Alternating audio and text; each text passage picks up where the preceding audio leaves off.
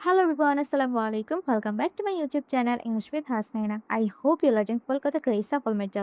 আজকের ভিডিওর টপিক হচ্ছে preposition in, on, at কখন কোনটা ব্যবহার করতে হয়। ভিডিওটা একদম শুরু থেকে শেষ পর্যন্ত দেখার ট্রাই করবেন, তাহলে সমস্ত ডাউট ক্লিয়ার হয়ে যাবে।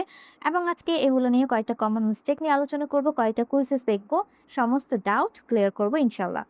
সো ফার্স্টে আমরা দেখব ইন এর ব্যবহার, যে ইন কোন কোন জায়গায় সাধারণত ব্যবহার করতে হয়। ইন সাধারণত আমরা টাইম প্লেস দুটার ক্ষেত্রে ব্যবহার করি। লং পিরিয়ড যখন আমরা বুঝাই, দীর্ঘ সময় যখন আমরা বুঝাই, তখন সাধারণত আমরা ইন ব্যবহার করি। যেমন সেটা হতে পারে মান্থ, কোনো একটা মাসের নাম দীর্ঘ একটা টাইম হয়, বা বছর, যদি আপনি বছর বোঝান তাহলে আমাদের ইন ব্যবহার করতে হয়। অথবা সিজন বা ঋতু যখন আমরা বোঝাবো তখন সাধারণত আমরা ইন ব্যবহার করব। ওকে।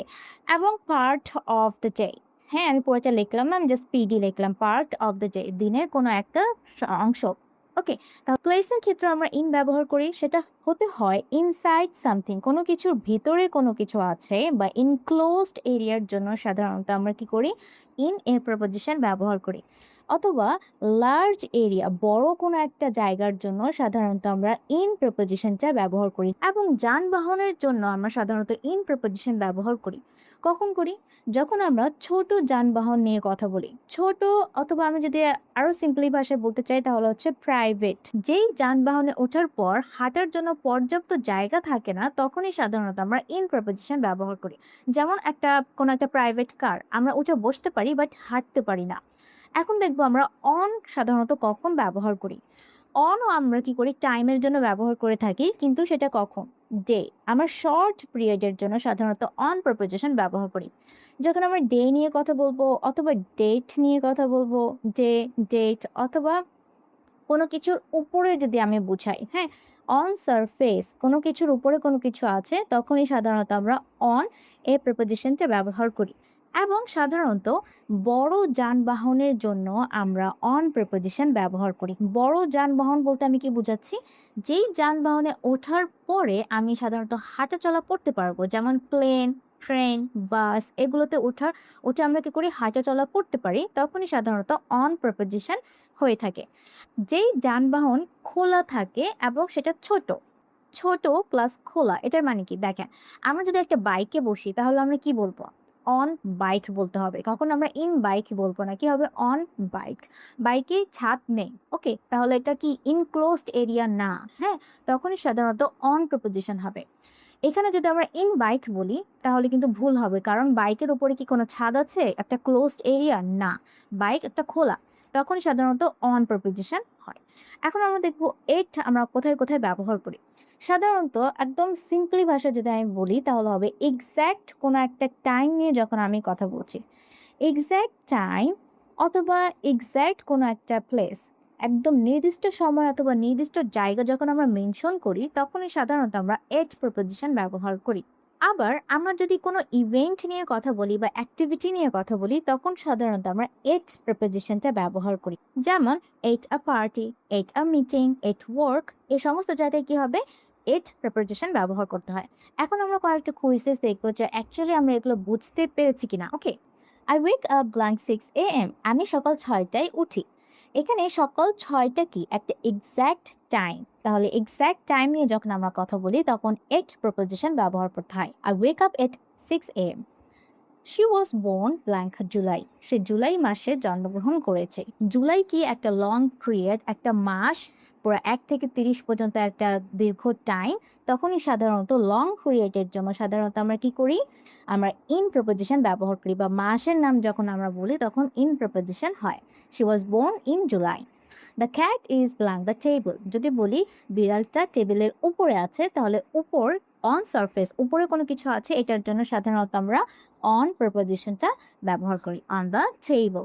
তারপর হচ্ছে we will met blank Monday, আমরা কি করব, সোমবারে দেখা করব। তাহলে মানডে এটা একটা দিনের নাম, এটা হচ্ছে শর্ট পিরিয়ড একটা টাইম, এবং এটা কিসের কথা বলছে, মানডে, দিনের কথা বলছে, তাহলে ডে এর জন্য আমরা অন প্রপোজিশনটা ব্যবহার করি। We will meet on Monday. তারপর হি লিভস ব্ল্যাঙ্ক বাংলাদেশ, সে বাংলাদেশে বসবাস করে। বাংলাদেশ কি একটা বড় জায়গা, তাহলে আমরা বড় জায়গার জন্য সাধারণত ইন প্রপোজিশনটা ব্যবহার করি। তাই কি বলতে হবে, he lives in Bangladesh. I'm waiting blank the bus stop. আমি বাস স্টপে অপেক্ষা করছি। বাস স্টপ এটা হচ্ছে একটা এক্সাক্ট প্লেস। আপনি একদম নির্দিষ্ট করে বলে দিয়েছেন যে আমি বাস স্টপে আছি। তাহলে এক্সাক্ট প্লেসের জন্য সাধারণত আমরা কি করি? এট প্রিপোজিশনটা ব্যবহার করি। Exact time and exact place বা লোকেশনের জন্য সাধারণত এট প্রিপোজিশন ব্যবহার করতে হয়। At the bus stop. They arrived blank night. সে রাতে এসেছিল। তাহলে রাতে এখানে আমি কি করছি? একদম এক্সাক্ট একটা টাইমের কথা বলছি যে রাতে, সকালে না বিকেলে না রাতে, তখন সাধারণত এট প্রিপোজিশন হবে। At night. I go to university blank bus. আমি বাস দিয়ে ইউনিভার্সিটিতে যাই। এখন বাসে ওঠার পর, বাস হচ্ছে একটা বড় যানবাহন এবং এটাতে ওঠার পর সাধারণত হাঁটার স্পেস পাই এবং বাস হচ্ছে একটা পাবলিক ট্রান্সপোর্ট। পাবলিক ট্রান্সপোর্টের জন্য সাধারণত আমরা অন ব্যবহার করে থাকি। তাহলে কি হবে? অন বাস। এখানে আমরা ইন বলবো না, অ্যাট বলবো না, বলতে হবে অন বাস। তাহলে she is blank the train now. সে এখন ট্রেনে আছে। এখানে কি হবে আপনারা আমাকে কমেন্ট করে জানান, কারণ ট্রেনে ওঠার পর হাঁটার স্পেস থাকে এবং ট্রেন হচ্ছে একটা পাবলিক ট্রান্সপোর্ট। ওকে, তারপরটা দেখি। দে ট্রাভেলড ব্ল্যাঙ্ক প্লেন। তারা প্লেনে ট্রাভেল করেছিল। তাহলে প্লেনও কি একটা পাবলিক ট্রান্সপোর্ট এবং প্লেনে হাঁটার স্পেস থাকে, তখন এখানে বলা উচিত অন প্লেন। ওকে, তারপরটা দেখি। The boy is blank a bike. সে একটা ছেলে বাইকে আছে। তাহলে বাইকের জন্য কি ব্যবহার করতে হবে? বাইক হচ্ছে একটা ছোট্ট যানবাহন এবং এটা কি খোলা, ইনক্লোজড না। যদি ইনক্লোজড থাকতো, একদম মানে একটা প্রাইভেট কারের মতো উপরে ছাদ থাকতো, তখন আমরা ইন বলতাম। বাট এখানে কি হচ্ছে? ছাদ নেই। এটার জন্য সাধারণত কি বলতে হবে? On a bike. ওকে, কিন্তু আমরা রিক্সার জন্য কোন প্রিপোজিশন ব্যবহার করব? ওকে, দেখেন, রিক্সার উপরে কিন্তু ছাদ থাকে। এই রিক্সার জন্য সাধারণত আমাদের ইন ব্যবহার করা উচিত। In a rickshaw, on a রিক্সা হবে না। ওকে, আচ্ছা, তারপরটা। I met her blank a conference blank 2019। Okay, এখানে দেখেন কি বুঝাচ্ছে। আমি তার সাথে কনফারেন্সে দেখা করেছিলাম। এখানে কনফারেন্স কি? একটা ইভেন্ট। হ্যাঁ, এখানে কিসের কথা বলা হচ্ছে? একটা ইভেন্টের কথা বলা হচ্ছে। যদি ইভেন্ট এক্সাক্ট একটা প্লেস, ইভেন্ট, এটার জন্য সাধারণত আমরা এট প্রপোজিশন ব্যবহার করি। I met her at a conference. এখানে কি আছে? ইয়ার 2019, এটা একটা ইয়ার। এটার জন্য কি ব্যবহার করা উচিত? ইন। ওকে, আচ্ছা, তারপর দ্য ডকুমেন্টস আর ব্ল্যাঙ্ক মাই ডেস্ক। যদি বলি ডকুমেন্টটা আমার ডেস্কের উপরে আছে, ব্ল্যাঙ্ক মাই অফিস, আমার অফিসে। ওকে, তাহলে কি হবে? দেখেন, মাই ডেস্ক যদি বলি আমার ডেস্কের উপরে আছে, তাহলে কি বলা উচিত? On my desk. এবং আমার অফিসে, তাহলে অফিসকে একটা ইনক্লোজড এরিয়া, এটার জন্য ব্যবহার করা উচিত ইন মাই অফিস। ওকে, আচ্ছা, তারপরটা দেখি। She arrived blank the airport blank midnight. Okay, airport কি? একটা এক্সাক্ট একটা লোকেশন অথবা এক্সাক্ট একটা প্লেস নিয়ে আমরা কথা বলছি, তাহলে বলা উচিত at the airport. Okay, midnight নির্দিষ্ট একটা সময় নিয়ে কথা বলা হচ্ছে মিডনাইটে, তাহলে বলা উচিত এট মিডনাইট।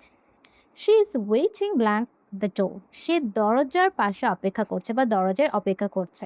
তাহলে দরজা কি? একটা এক্সাক্ট লোকেশন বা এক্সাক্ট একটা প্লেস, তাই বলা উচিত এখানে কি বলা উচিত?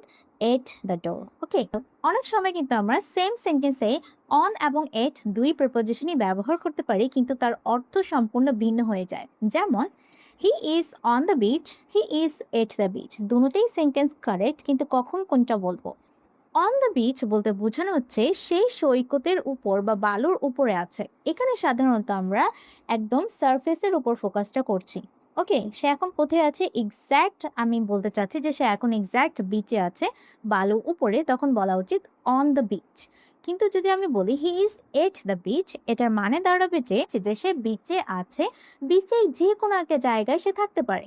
কিন্তু আমরা যদি বলি অন দ্য বিচ, তার মানে হবে যে সে এখন অ্যাকচুয়ালি বিচে আছে, বালুর উপরে আছে। Similarly, he is on the floor. On the floor মানে সে এখন মেঝেতে আছে। এখানে কিসের কথা বলা হচ্ছে? সারফেসের উপর ফোকাসটা আছে। কোথায় আছে? সে এখন মেঝেতে আছে, খাটের উপরে নেই। কই আছে? ফ্লোরে আছে। কিন্তু যদি বলি হি ইজ এট হোম, তার মানে হচ্ছে সে এখন বাসায় আছে, বাসায় সে যে কোনো একটা জায়গায় থাকতে পারে। আশা করছি আজকের এই ভিডিওর মাধ্যমে এট, অন, ইন এই তিনটা প্রিপোজিশনের সমস্ত ব্যবহার আমি বোঝাতে পেরেছি। ভিডিওটা কেমন লেগেছে অবশ্যই আমাকে কমেন্ট করে জানাবে। সবাই ভালো থাকবেন। আল্লাহ হাফেজ।